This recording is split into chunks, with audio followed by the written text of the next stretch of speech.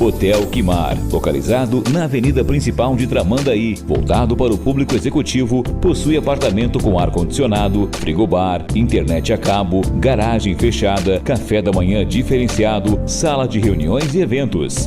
Faça sua reserva pelo fone 51-3661-2824 ou pelo e-mail reserva@hotelquimar.com.br. Hotel Quimar, na Fernandes Bastos 813, em Tramandaí. Tendência Entrevista agora com ele, Jacques Ortiz, cientista político. Conhecido pelos amigos como Ortiz, já fez consultorias para muitas campanhas políticas, né? Já trabalhou em muitas delas como consultor e cientista político, que é fazendo prospecção de campo, né? Fazendo pesquisa em campo, sabe muito de política, é um prazer tê-lo aqui. Bom dia, Cláudio, bom dia, Tendências Notícias, né? Fico agradecido pela oportunidade de estar com vocês aqui, conversando sobre aquilo que eu gosto de fazer, que é política. Fazer política, Ortiz. Olha, já se disse de tudo no Brasil. Há quem diga que a política está em coma, vai falecer agora dia 1º de janeiro. Isso é matéria de um jornal aí do Nordeste, inclusive, de capa. Estou te perguntando como cientista político. Verdade isso? É engraçado, né, Cláudio? Todas as pesquisas que eu analisei de política, o eleitor brasileiro quer conversar política, quer falar política, mas detesta falar em político. Então, isto é uma coisa importante, é um sentimento que a gente percebeu no eleitor. Ele quer falar política, mas não quer falar de políticos.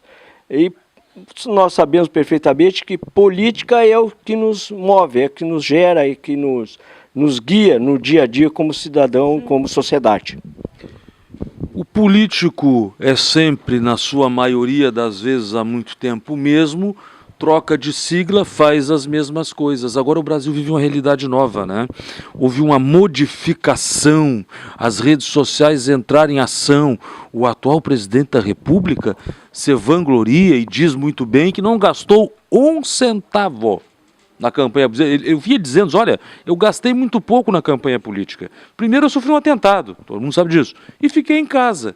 E ele disse que no primeiro momento achou que aquilo tinha atrapalhado a campanha dele, mas nas redes sociais ele fez uma campanha que parecia silenciosa e o outro candidato gastou milhares de reais e não logrou êxito. Isto é interessante a gente observar esse fenômeno.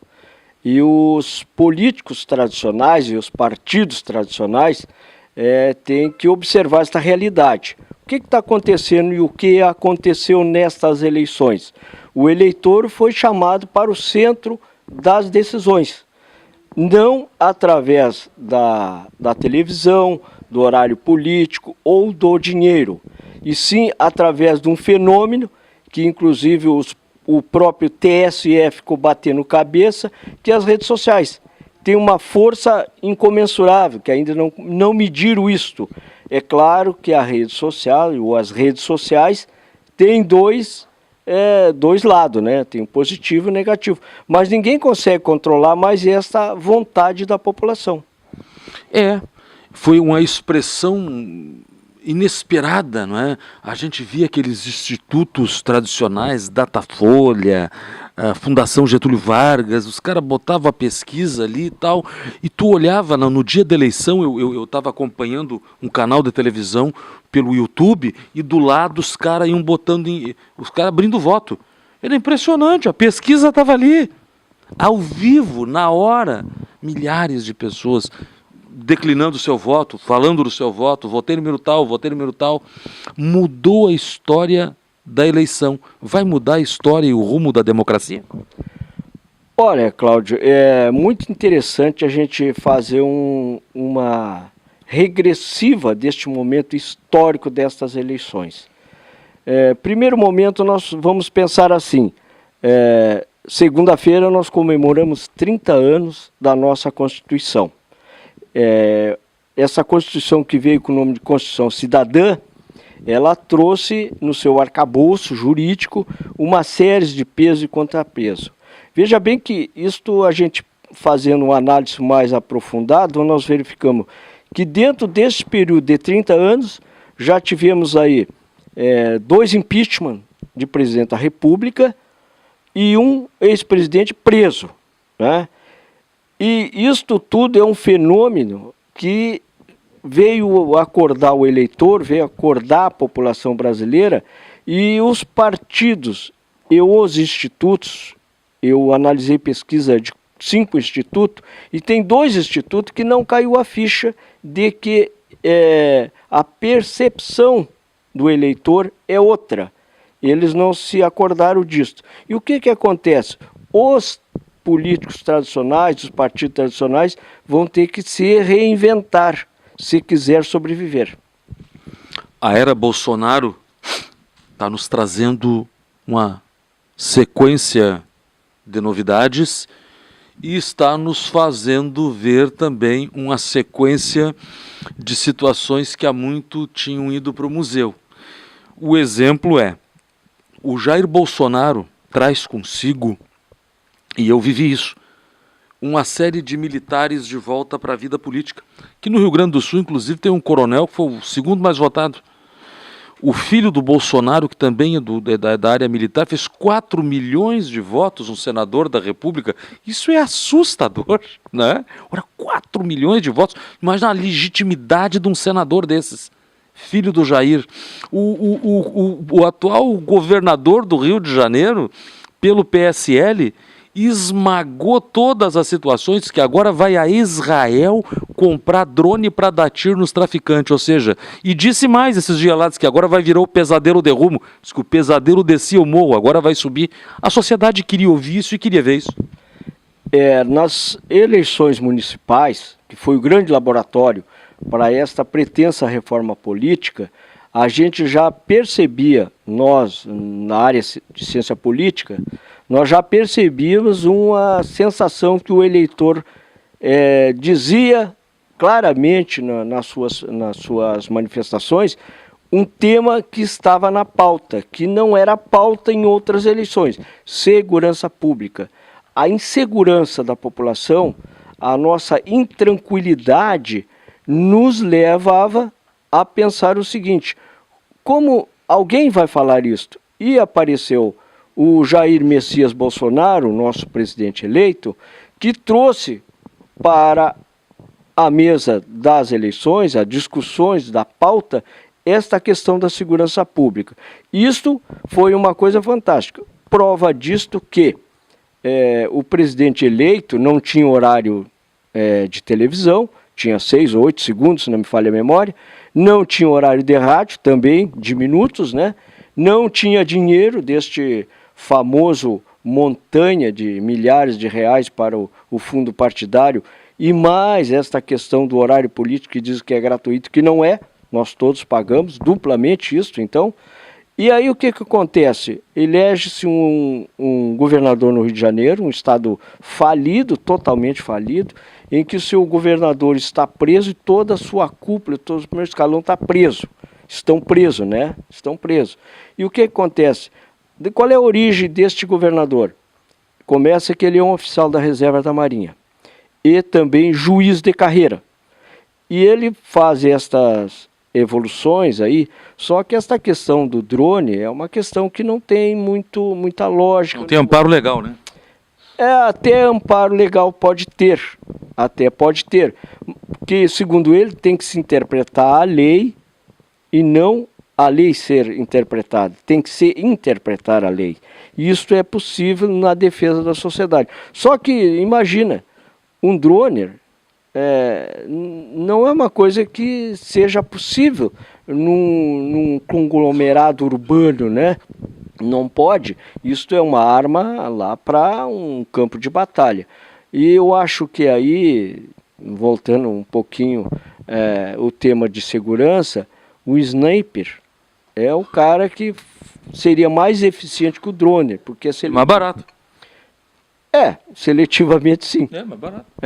Mas eu acho que não é por aí a questão. A questão, eu acho que é o estancamento da entrada das fronteiras, 17 mil quilômetros de fronteira aberta, e a partir daí nós temos condições de diminuir esta questão dos conflitos urbanos. Será que a sociedade, Ortiz, não está pedindo para o governante, tu vê como eles votaram, né? Aliás, vamos vir a Tramandaí. Tramandaí elegeu um militar como prefeito 2 anos atrás aí, e tantas outras cidades já, né? Davam esse sinal, né?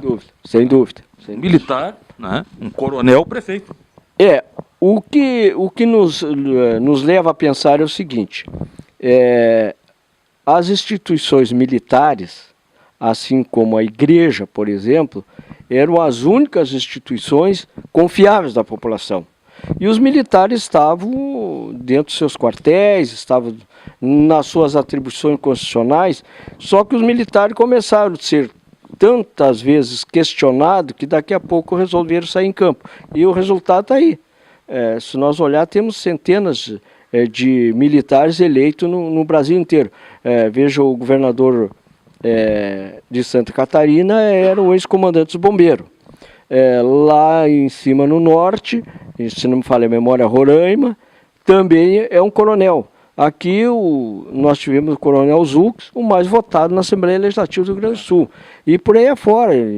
O filho do Jair, o mais votado para o Senado. O presidente da República. Não.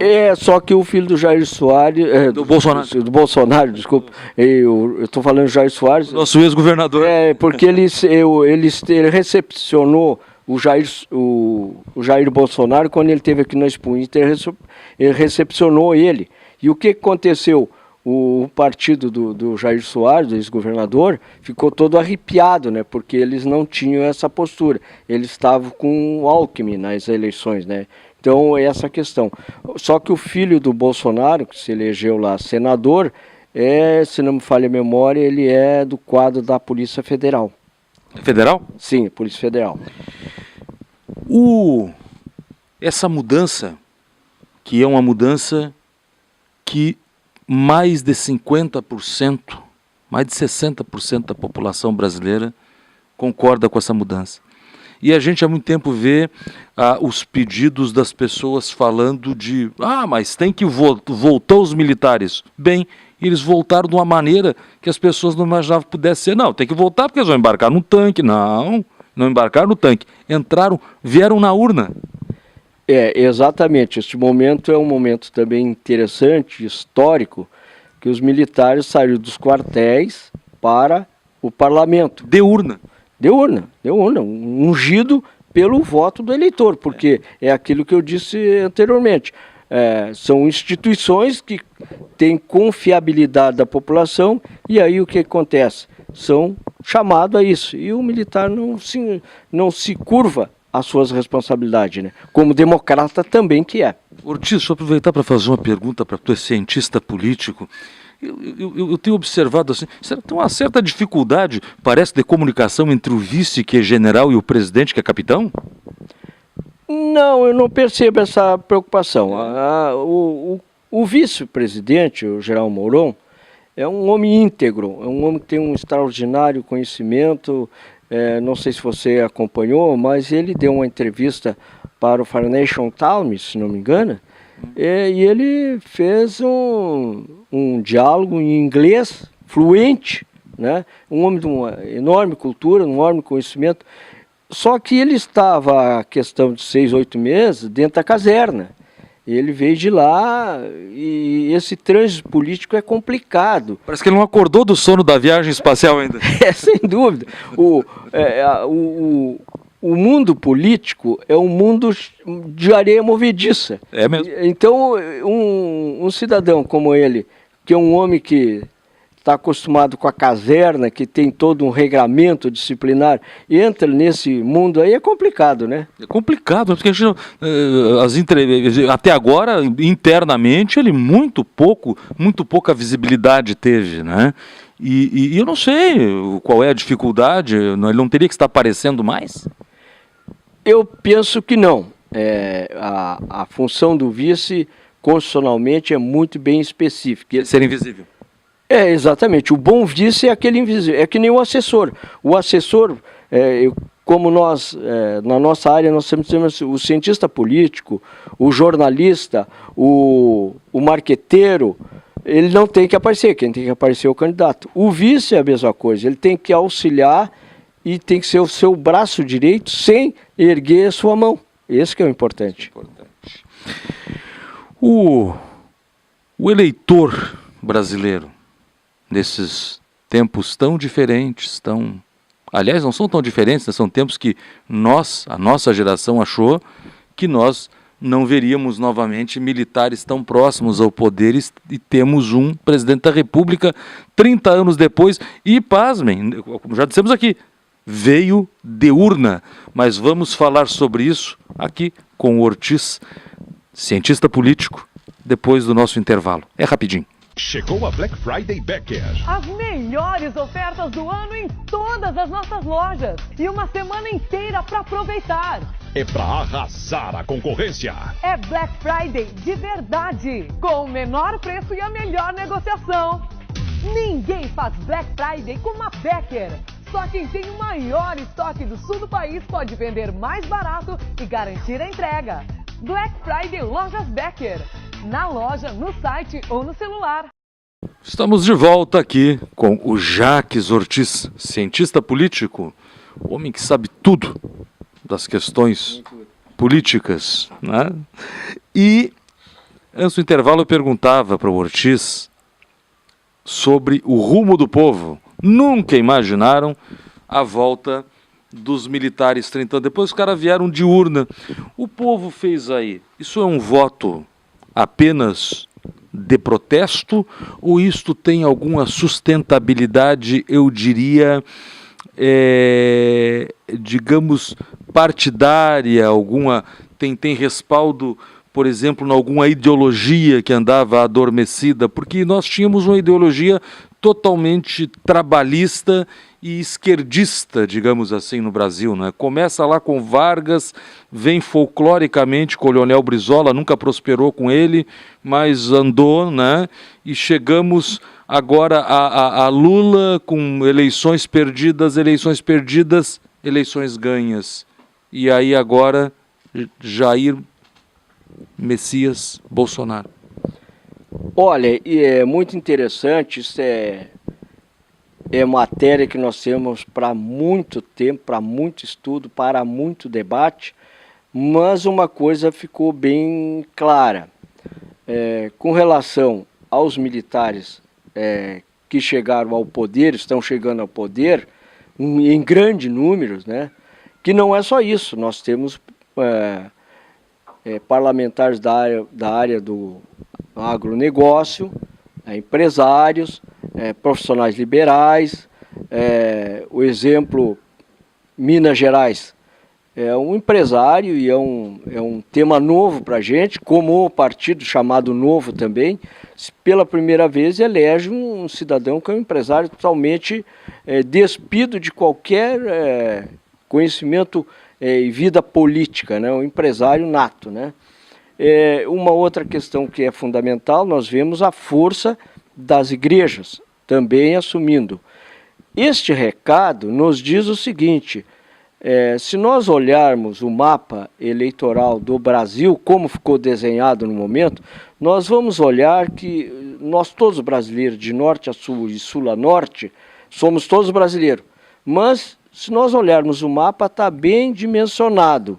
Quem é que está acordado para a sua responsabilidade como cidadão? E a eleição nada mais é do que nós assumirmos a nossa responsabilidade como cidadão. Entendo que o eleitor, estou falando genericamente, acordou-se que tem que participar desse processo e ele é fundamental nesse processo. E aí está o resultado. O eleitor se acordou, o eleitor foi para as urnas, foi para a rua, contra um sistema político que está totalmente falido. Porque não é possível nós hoje termos 35 partidos registrados concorrendo em eleições que não tem a menor representatividade e mais 70 na fila para ser regularizado. Olha, são 100 e poucos partidos. Será que tem 100 e poucas ideologias? Bom, o que aconteceu agora? A cláusula de barreira pegou vários partidos tradicionais que viviam em cima de um projeto, em cima de um momento que já começou a cair lá na reforma trabalhista, né? A partir do momento em que os sindicatos não são mais obrigatória a sua contribuição, nós tínhamos aí 8 mil ou 13 mil e poucos sindicatos de funcionários, empregados, e 3.500 sindicatos de empresários, de patrões. Olha, não é possível. Então a população se acordou disto. Isso é importante. Durante muito tempo, as coisas vieram numa crescente, vieram se agravando, houveram imensas dificuldades, eu digo, de organização e tal, e culmina num ponto limite, culmina nessa mudança de rumo total. O Brasil fez uma renovação, mas a gente sabe que não existe nada novo embaixo do sol, né, Ortiz? Inclusive tinha um jornal no período do regime militar, que era o Sol, que até é letra de música, né, que as pessoas não sabiam, achavam assim, mas o sol se desmancha em versos, né? Não é que era o Sol, era o jornal do pessoal da resistência lá da ditadura, dos contrários, né, e que era posto nas bancas de revista. E agora,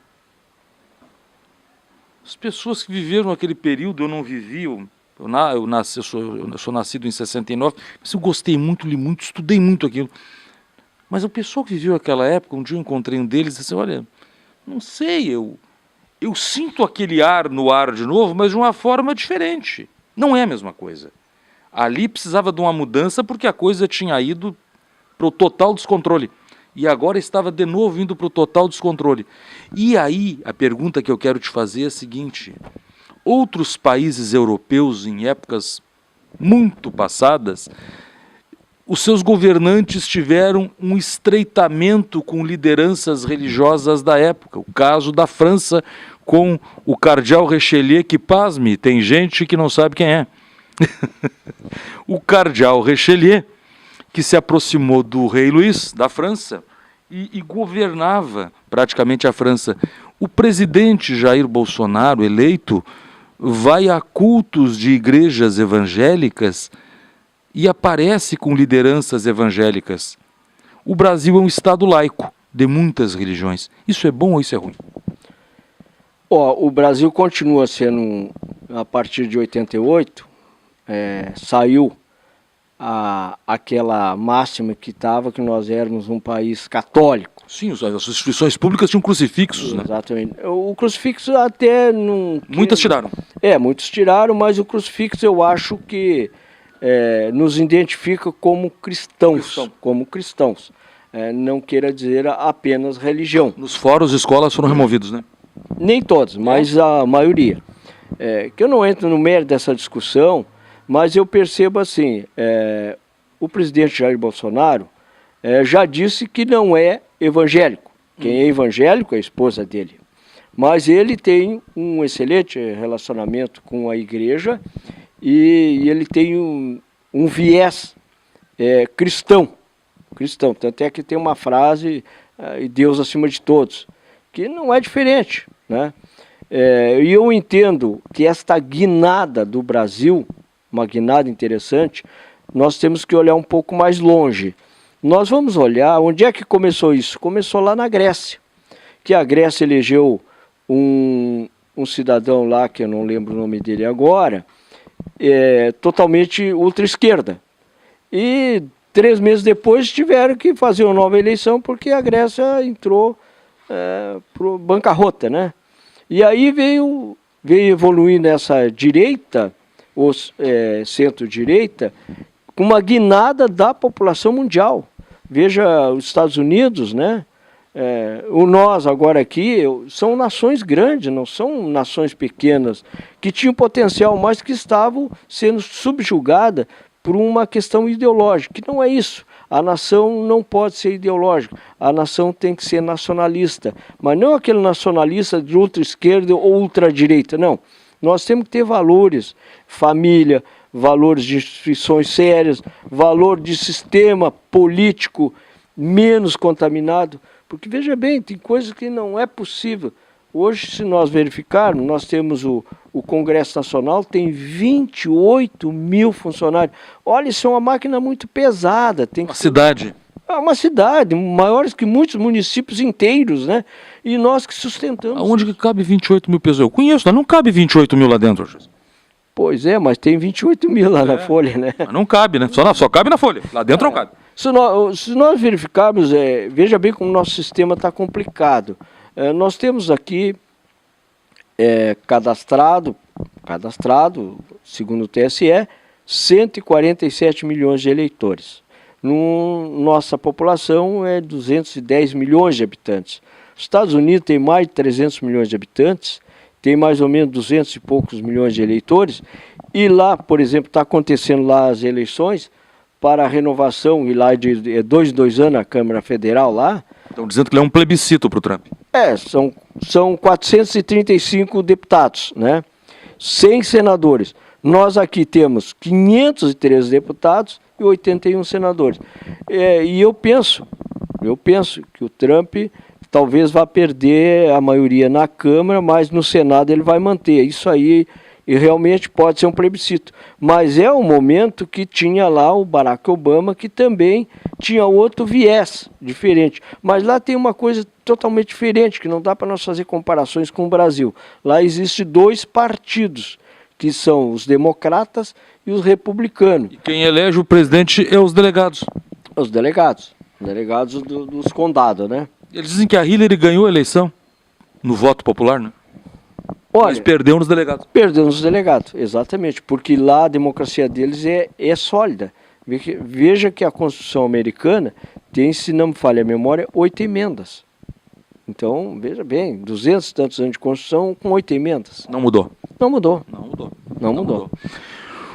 O Donald Trump lá é acusado abertamente de ser inimigo da imprensa e instigar até grupos neonazistas que estariam se proliferando. Não que ele diga, montem grupos neonazistas, não.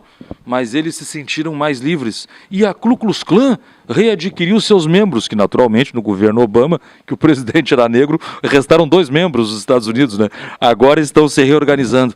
Essas organizações não trazem nada de bom para ninguém. O presidente Bolsonaro quer liberar a venda de armas no Brasil, assim como nos Estados Unidos. Ortiz, isso não vai ser um tiroteio? Olha, no meu ponto de vista, eu penso que não é bem assim. Eu acho que a flexibilização da arma, adquirir uma arma, é diferente de se portar uma arma. Por exemplo, ninguém sai por aí pegando um automóvel e dirigindo sem antes passar por um curso. Tem que fazer um curso teórico, tem que fazer um curso prático, tem que conhecer regras de trânsito. Ninguém pode sair por aí dando tiro com uma arma na mão sem antes passar por uma academia de instrução de tiro, manuseio de arma e, possivelmente, um exame psicológico. E tem que justificar a posse desta arma. O que me parece que está sendo discutido, e isso a população brasileira disse em 2005, que era contra o desarmamento.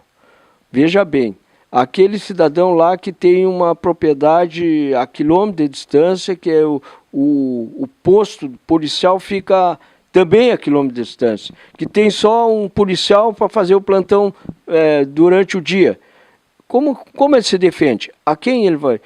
A Constituição nos dá o direito da nossa defesa, como ter a livre propriedade, ter o direito da inaviabilidade da casa, não pode ser violada. Não pode ser violada, né? Isso aí é uma questão de inviabilidade. Então isso nós temos que ter presente, que isto é o fundamental. Então eu penso que nós temos peso e contrapeso na nossa Constituição, que não vai ser assim, a rodo, né? Os americanos compram um fuzil R15 na esquina, né? É aquilo que eu digo, que fica difícil nós fazer uma analogia. Eles são armamentistas por já historicamente? Porque a Constituição americana foi adquirida através do quê? De uma guerra. E todo cidadão teve que guerrear, teve que lutar para defender sua pátria. Diferentemente de nós, que foi uma independência negociada. É verdade. Agora, estando eleito, né, essa renovação vem aí, significa esperanças reais para todos nós. O que o cidadão, a médio prazo, que nós sabemos, né, que todo governo tem lua de mel, mesmo que a gente quando casa, né? É boa a lua de mel, né? Lua de mel é uma beleza, né? Maravilha. A lua de mel é o namoro liberado, né? Sim, dura 6 meses. 6 meses, é pouco tempo, né? Eu penso que é o seguinte, obviamente o presidente que vai assumir, assim como os governadores, neste primeiro momento, assim, os primeiros 90 dias, ou 180 dias, vai ser navegar em águas tranquilas, né? Mas quando começar a entrar aquelas propostas que vão ter que ser colocadas na ordem do dia, aquelas mais impopulares, isto vai dar aquele estremecimento. Mas eu penso que o presidente Jair Bolsonaro vai entrar com uma bancada muito forte. Ele hoje entra com 52 deputados do seu partido, né? A maior bancada é a do PT, com 56, que encolheu também. O que vai acontecer? Esses partidos que não passaram na cláusula de barreira, possivelmente vão ter que se agregar. E aí, hoje tem, por exemplo, por altos assim, ele deve ter 340 deputados com toda a bancada da bala, a bancada do agronegócio, a bancada dos religiosos, né? Leia-se evangélicos. Pode ser por aí. Grande maioria, né? Sim, sem dúvida. Já quase no finzinho, mas claro, nós teríamos tanta coisa para conversar com o Jacques Ortiz, né? O Ortiz é sempre um entrevistado que dá gosto de entrevistar, né? O Ortiz, houve uma ruptura do governo, pelo menos tem aquela fissurazinha na parede, assim, mal você percebe, mas começa a trincar com a Igreja Católica? Eu penso que não. Eu penso que a Igreja Católica perdeu espaço, assim como os velhos partidos. A Igreja Católica incentivava muito a esquerda, né, através de vários setores, né? Pastoral da terra, aquela coisa... Pastoral da terra, que não tem mais sentido, isso aí não tem mais sentido, não é por aí. Mas a Igreja Católica continua firme, forte, e eu acho que a Igreja Católica, na sua cúpula, ela pensa diferente, mas está perdendo terreno, sem dúvida, a gente percebe, para as igrejas evangélicas. Loucura, né? Faz parte de um momento despertar da sociedade brasileira, que tem coisas que tem que ser renovadas, tem que ser repaginadas, digamos assim. Não que não tenha as suas virtudes, não é isso. Rapidinho para encerrar. Científica, politicamente, ciência política. O que esperamos do Brasil a partir de meia-noite do 31 de dezembro? É dia 1º. Olha, eu acho que nós ingressamos numa nova era. Como eu falei anteriormente, nossa Constituição, segunda-feira, completou 30 anos de promulgação. Ela suportou todos esses solavancos aí, e constitucionalmente está na sua plenitude, e nós temos um novo momento, um momento político importante no Brasil, com renovação de 85% do Senado brasileiro, 52,3% da Câmara Federal, e entendo que nós temos que ter um pouco de paciência, porque tem muitas montanhas a ser removidas. Como dizem lá, vamos dizer cá, Deus salve agora e salve o Brasil. Verdade. Eu acho que nós temos aí, por exemplo, Vale do Sino, já tem uma grande multinacional aí que tinha informado que ia investir 200 milhões e agora já está investindo mais 300. Isso é áreas novas. É a salvação. Foi um prazer. Igualmente, um abraço a vocês. Muito obrigado. Até o próximo Tendência Entrevista. Esse foi o nosso amigo Jacques Ortiz, cientista político, que esteve aqui conosco.